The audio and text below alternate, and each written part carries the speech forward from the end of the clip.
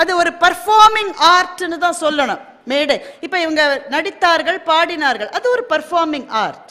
ஆனால் பேச்சு என்பதே கூட ஒரு பர்ஃபார்மிங் ஆர்ட் தான். நடிப்பு என்பது ஒரு பர்ஃபார்மிங் ஆர்ட். ஏனென்றால் அதற்கான ஒரு உடல் மொழி தேவையாக இருக்கிறது. நம்ம வைகை புயல் வடிவேலு அவர்களை எடுத்துக்கொள்கிறோம். ஒரு வசனம் சொல்ல மாட்டார், முகத்தை திரும்பி பார்த்தா நம்ம 3 நாள் சிரிக்கிறோம். அவங்க பேசுறாங்க, அம்மா பாட்டி பேசுறாங்க. எந்த பாட்டிடி? நம்ம பெங்களூர் பாட்டிம்மா. என்னவா கேளு. பாட்டி என்ன? நாங்களாம் நாளை கிளம்பி அங்க வரோம். அந்த பாட்டி சொல்லுது. உடனே இந்த பாப்பா, அம்மா அவங்களாம் நாளை கிளம்பி இங்க வராங்களா? எங்க வீட்டில் எல்லாருக்கும் மெட்ராஸ் சொல்லு. சென்னையில் இருக்கு. இப்போ பரீட்சை பாஸ் பண்ணியாச்சு, வேலை கிடைச்சாச்சு, காதலிச்ச பெண்ணை திருமணம் பண்ணியாச்சு. இதுக்கு மேல வாழ்க்கையில என்ன கஷ்டம் சொல்லுங்க? அப்படித்தானே நினைப்போம். ஆனால் அப்போதுதான் அங்கே 83 கலவரம் வருகிறது. வேலையை விட்டுவிட்டு, மண்ணை விட்டுவிட்டு, வாழ்க்கையை விட்டுவிட்டு, கர்ப்பமாக இருந்த தன்னுடைய மனைவியோடு அங்கிருந்து புலம்பெயர்ந்து கனடாவுக்கு போகிறான் அந்த இளைஞன்.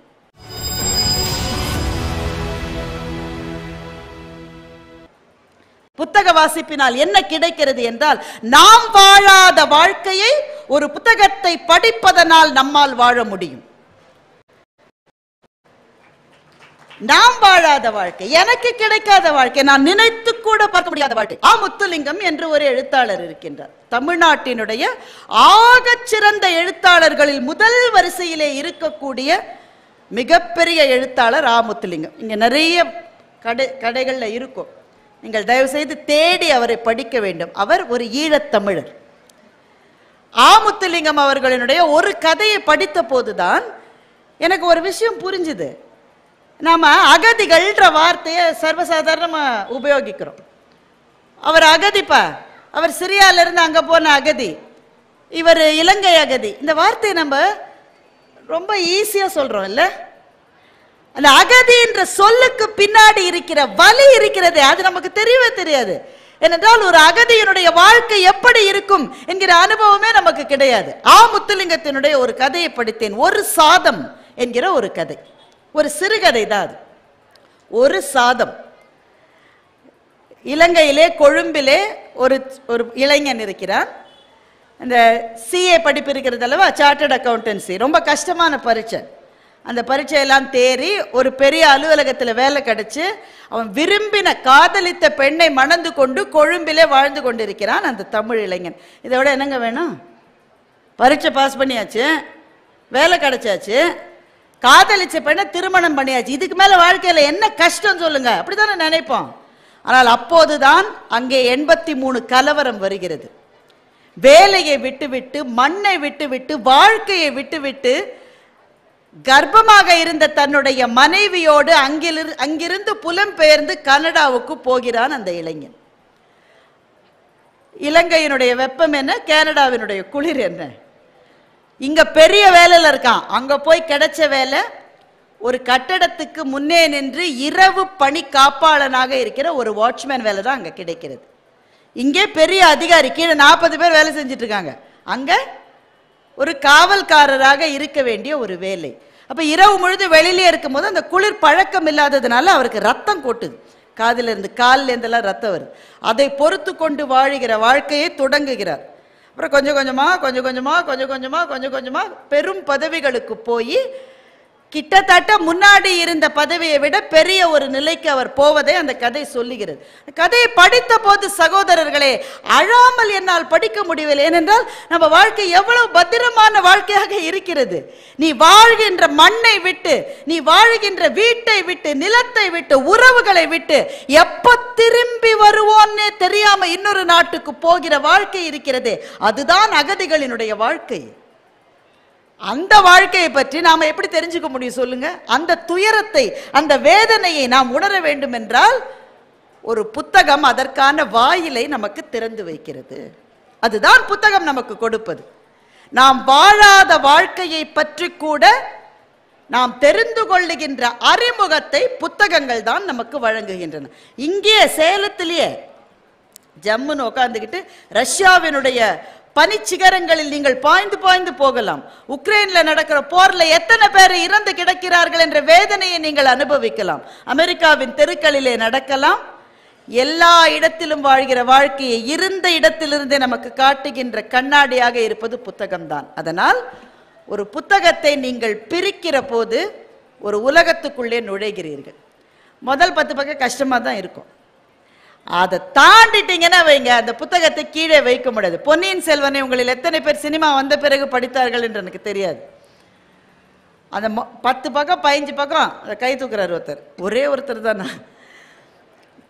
முதல் 15-20 பக்கம் எவ்வளோ கஷ்டப்பட்டீங்க, உண்மைதானே? உண்மையா சொல்லணும், முடியல அப்படின்ற மாதிரி தான் இருக்கும். அந்த 20 பக்கத்தை தாண்டி எப்ப நந்தினி கதைக்குள்ளே வருகிறார்களோ அப்புறமா புத்தகத்தை வைக்கவே முடியாது உங்களால.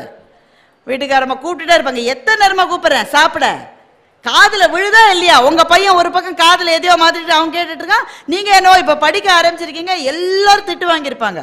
ஆனாலும் புத்தகத்தை வைக்க முடியாத அந்த ஒரு ஆர்வத்தை தூண்டுகிறதே, அதுதான் புத்தகங்களின் உலகம். ஏன் நமக்கு தேவை?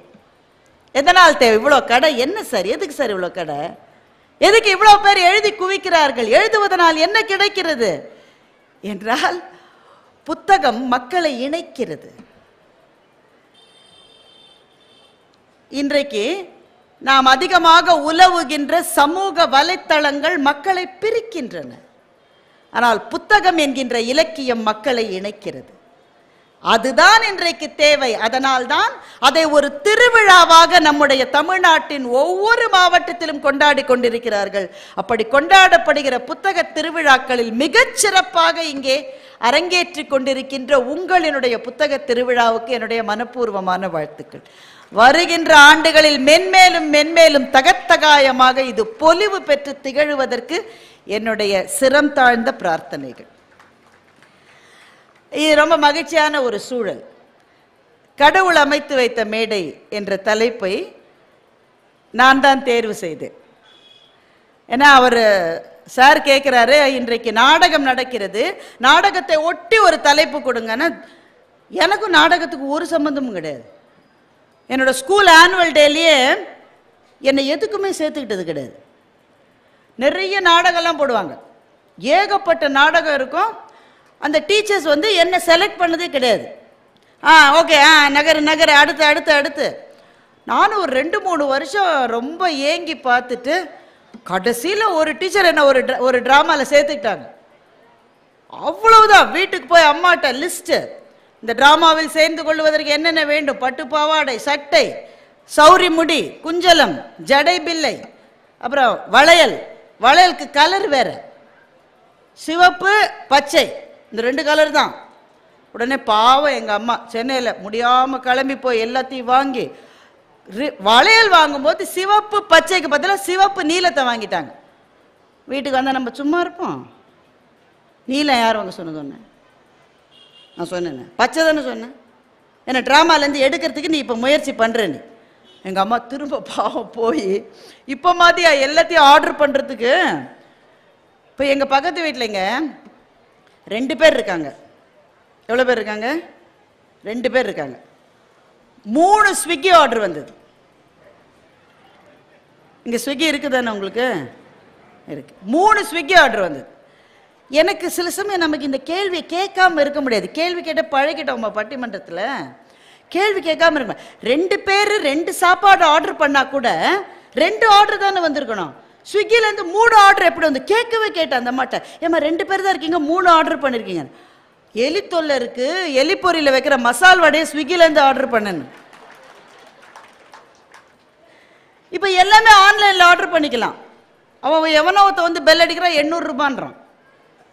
யாருடா வாங்கினது கேட்டு பாருங்க. அங்கேருந்து நான் தான் கொடுத்து அனுப்புங்க, என்னன்னு தெரியாது.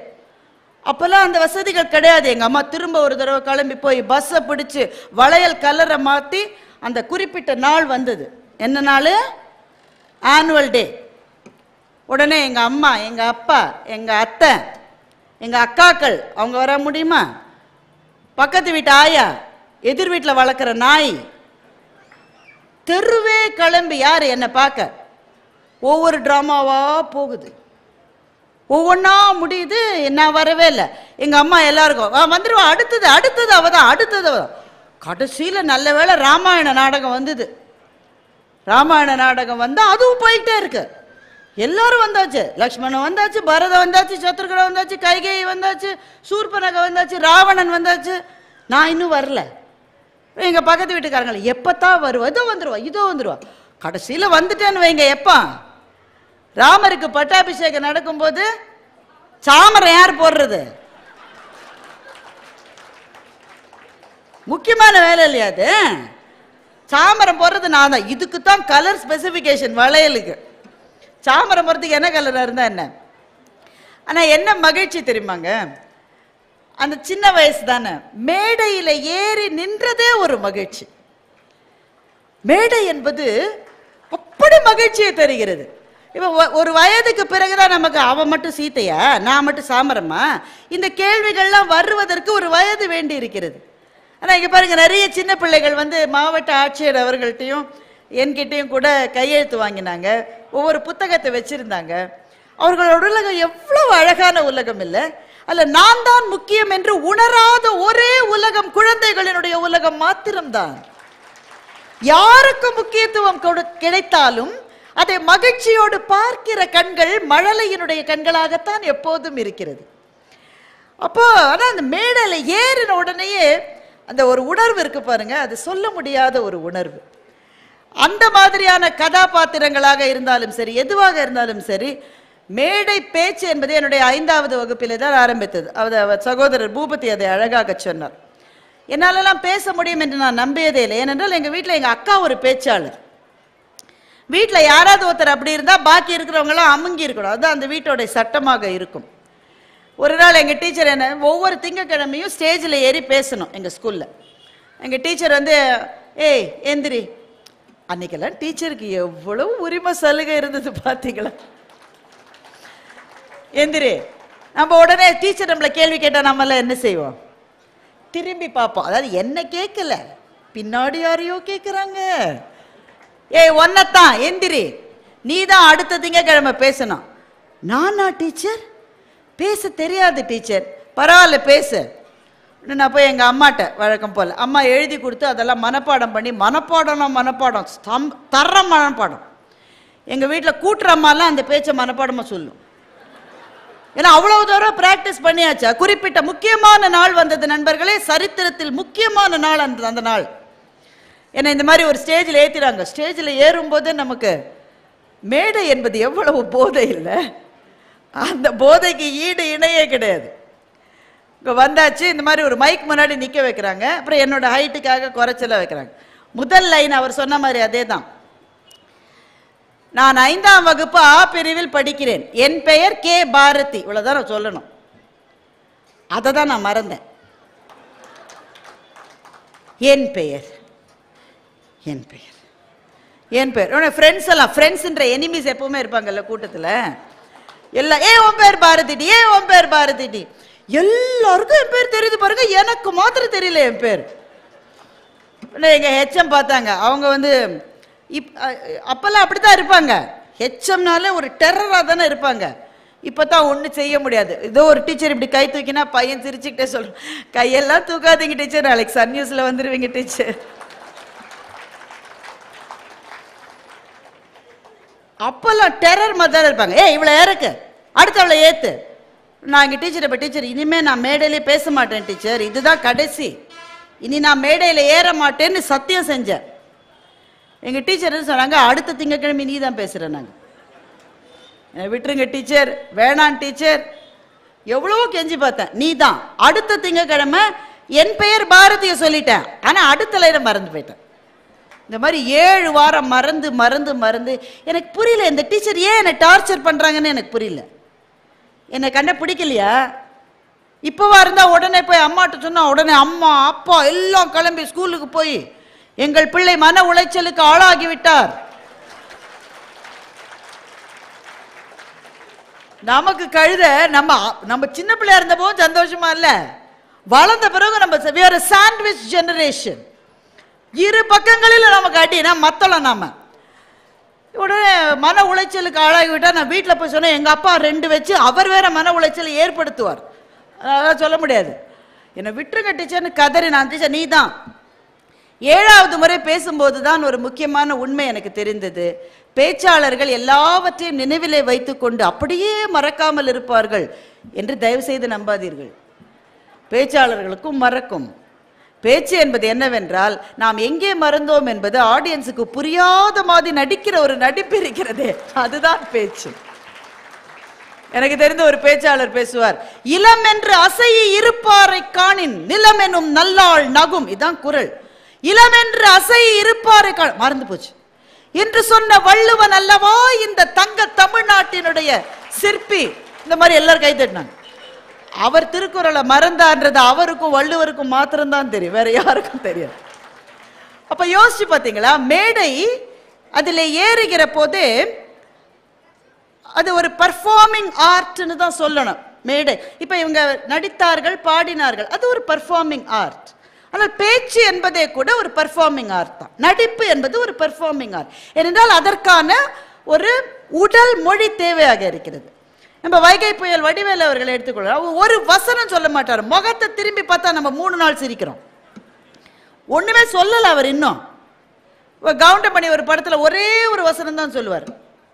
அவர் ஒரு பெட்ரோமாக்ஸ் லைட்டை வந்து வாடகைக்கு விடுற கடை வச்சிருப்பார். ஒரு செந்திலி அண்ணே இது எப்படி எரியும்னு உடைச்சிருவார். அது இந்த மேண்டில் உடைச்சிருவார். உடைச்ச உடனே ஒரு அம்மா வரும், பெட்ரோமாக்ஸ் வாடகைக்கு வேணும். பெட்ரோமாக்ஸே தான் வேணுமா? இப்போ இந்த வசனத்தை தனியாக சொல்லி பாருங்களேன் நீங்கள். சிரிப்பு வருதா? நமக்கு சிரிப்பு வராது தானே. ஆனால் அவருடைய அந்த உடல் மொழி, அந்த முகத்தை திருப்புகிற அந்த வேகம், அந்த வார்த்தைகளை அவர் உச்சரிக்கிற போது அந்த வார்த்தையில் அந்த சொற்களில் இருக்கிற அந்த ஸ்பேசிங், நம்ம அப்படி சிரிக்கிறோம். எவ்வளவு வருஷம் ஆச்சு அந்த படம் வந்து? இன்றைக்கும் மீம்ஸ் மெட்டீரியல்லாம் அதுதான் போட்டுட்டு இருக்காங்க. அப்போ நடிப்பு என்பது மேடையிலே ஆற்றுகிற போது அதற்காக ஒரு உடல் மொழி தேவையாக இருக்கிறது. கடவுள் அமைத்து வைத்த மேடை என்றால் இந்த மாதிரி இருக்கிற மேடைகள் மாத்திரம் இல்ல, வாழ்க்கையே கூட ஒரு மேடை தான். அந்த மேடையை கடவுள் நமக்கு கொடுத்திருக்கிறார். ஷேக்ஸ்பியர் சொன்னார், வாழ்க்கையே ஒரு நாடகம் தான், நாம் எல்லாரும் நடிகர்கள் என்று சொன்னார். The life is nothing but a stage.